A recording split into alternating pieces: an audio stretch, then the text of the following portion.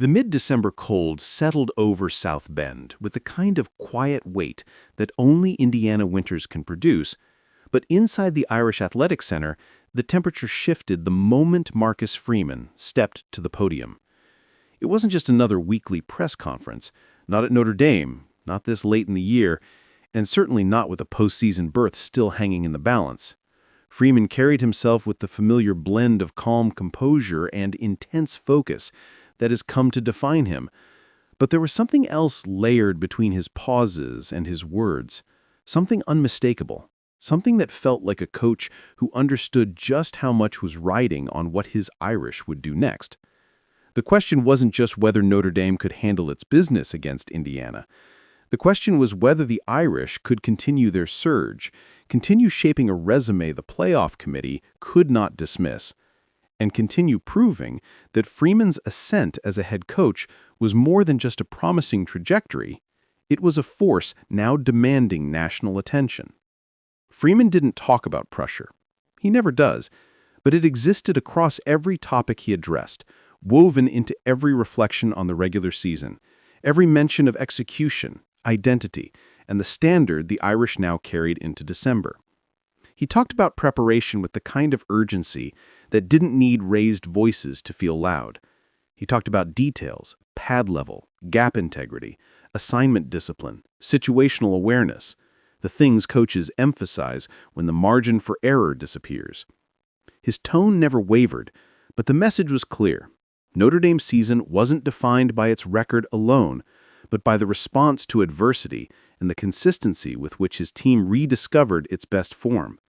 And Indiana, regardless of record or brand, represented another test of that response. Every press conference around this time of year feels like a balancing act. Coaches must acknowledge the stakes without feeding the frenzy. They must break down the matchups without revealing the plan. But Freeman's presence had an unmistakable clarity. He understood the noise. He heard it from fans and analysts and committee members alike, but he wasn't consumed by it. Instead, he redirected the conversation toward what his team could control, their effort, their focus, their execution on Saturday. That framing wasn't accidental. It was a deliberate resetting of the narrative, a reminder that while playoff debates raged across the country, the Irish still had to earn the right to be discussed in that space. And to earn it, they had to beat Indiana convincingly. He spoke about the Hoosiers with respect, the kind that comes from a coaching mind that knows how fragile momentum can be and how dangerous a team with nothing to lose often becomes. Indiana had struggled through injuries, inconsistency, coaching changes, and a rotating cast of quarterbacks, but they had also shown flashes, explosive plays, surprising defensive stands, stretches of rhythm that hinted at a team still capable of throwing a wrench into someone's postseason dreams. Freeman didn't need reminders about trap games. He had coached long enough to know they weren't defined by rankings or records, but by preparation, complacency, and focus. So he made it clear, Indiana was not a stepping stone. Indiana was the task. In the back and forth with reporters, the name that surfaced most frequently, unsurprisingly, was his quarterback.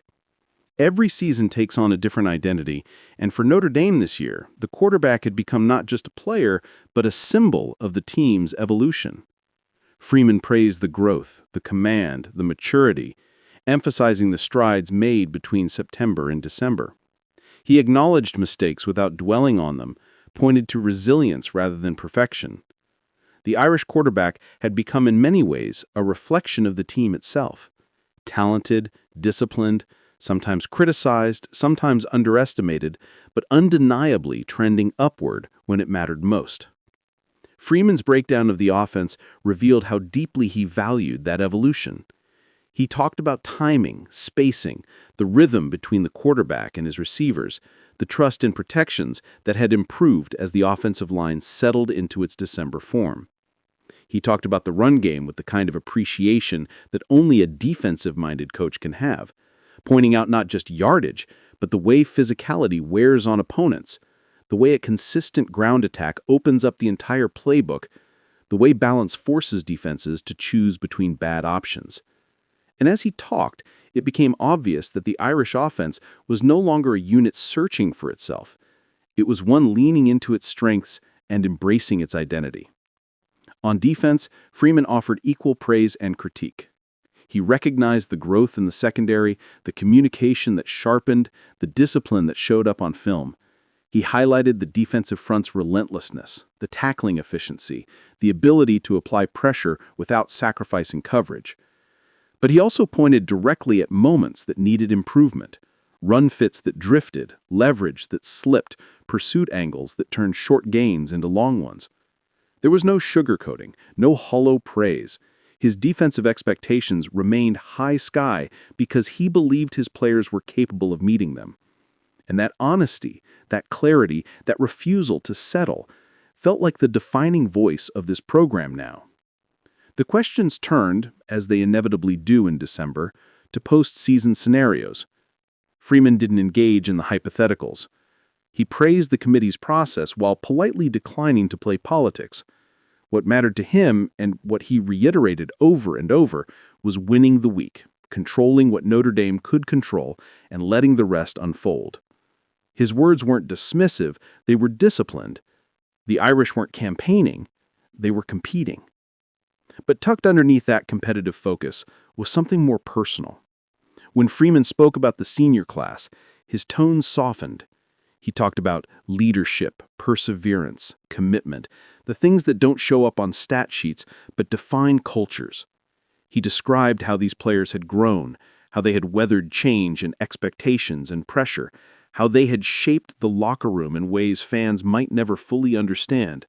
He talked about sending them off the right way, about honoring their investment, about the responsibility he felt to maximize their final month in blue and gold.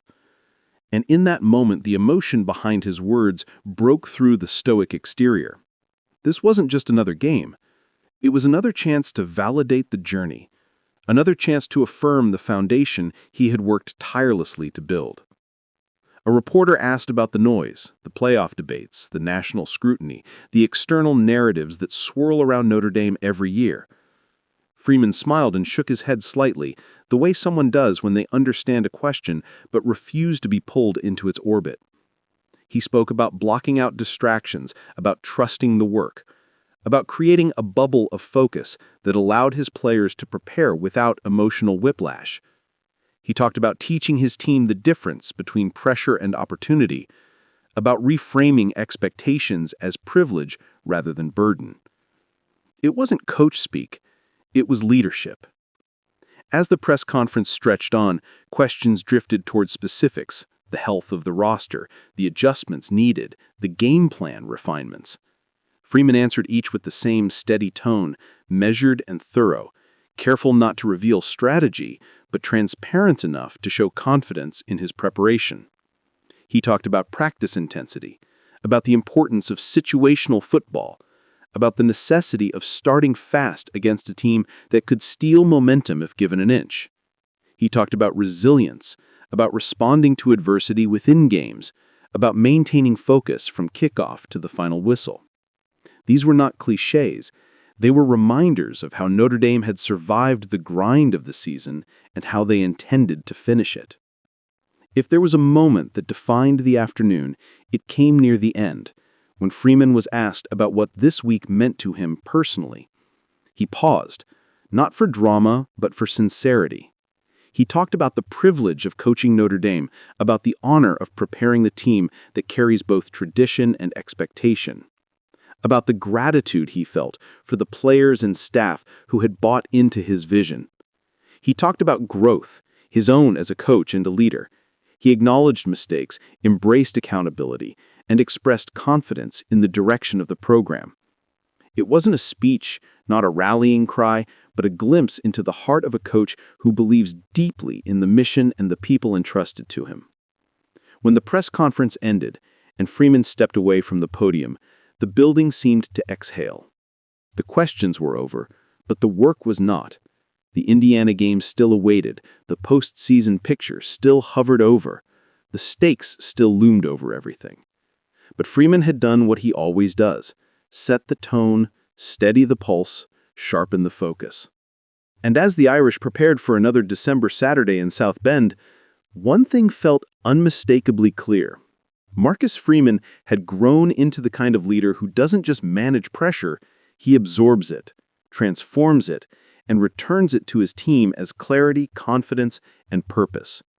Whatever awaited Notre Dame after Indiana, whatever verdict the playoff committee would deliver, whatever narrative the national media would latch on to next, the Irish were marching toward it with a head coach who had found his voice, found his rhythm, and found a team ready to mirror both. In a sport defined by chaos and noise and constant evaluation, that kind of steadiness can be the difference between fading into December and rising into it with conviction. And as Marcus Freeman walked off that podium on December 15, 2024, it felt like Notre Dame was choosing the latter. Always the latter.